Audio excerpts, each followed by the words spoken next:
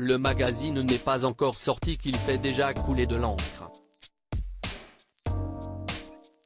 La secrétaire d'État chargée de l'économie sociale et solidaire, Marlène Schiappa, a accordé une interview et a posé pour quelques photos dans le célèbre magazine de charme Playboy.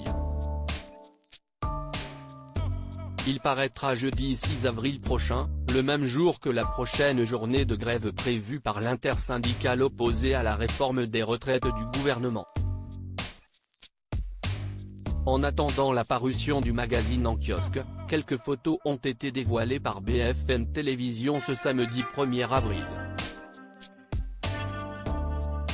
Le Parisien avait annoncé que la secrétaire d'État ferait la couverture de Playboy vendredi 31 mars, en précisant qu'elle avait posé pour 4 photos de façon sexy, selon une source interne. Son cabinet avait précisé, elle est habillée et porte une longue robe blanche. En effet, comme le dévoile BFM Télévisions, Marlène Schiappa s'affiche le regard au loin, cheveux en arrière, maquillée et portant une robe à épaules dénudées. Supérieur à Marlène Schiappa, Nicolas Sarkozy. Ces politiques qui ont renoué avec leur ex.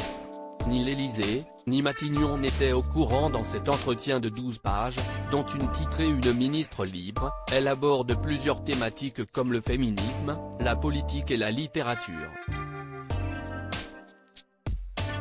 Pour son entourage, qui revendique faire de la communication disruptive, cette méthode lui vaut beaucoup de soutien d'ailleurs.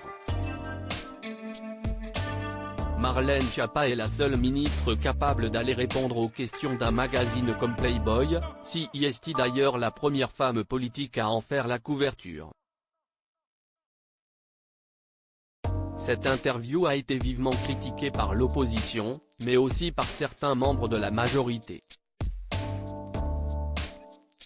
Je ne comprends pas la stratégie, commente un parlementaire Renaissance auprès de nos confrères de RTL.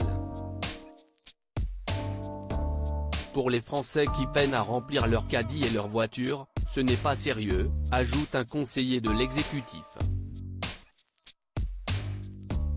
D'après une information de la radio appartenant au groupe M6, ni l'Élysée ni Matignon n'étaient au courant de cette interview. Il est d'usage que ces institutions valident ou non chaque interview d'un membre du gouvernement. C'est lunaire, a reconnu un proche du président de la République. Je suis sans voix, elle est en roue libre, a aussi critiqué un ministre. Article écrit en collaboration avec 6 médias Crédit Photo, Panoramique.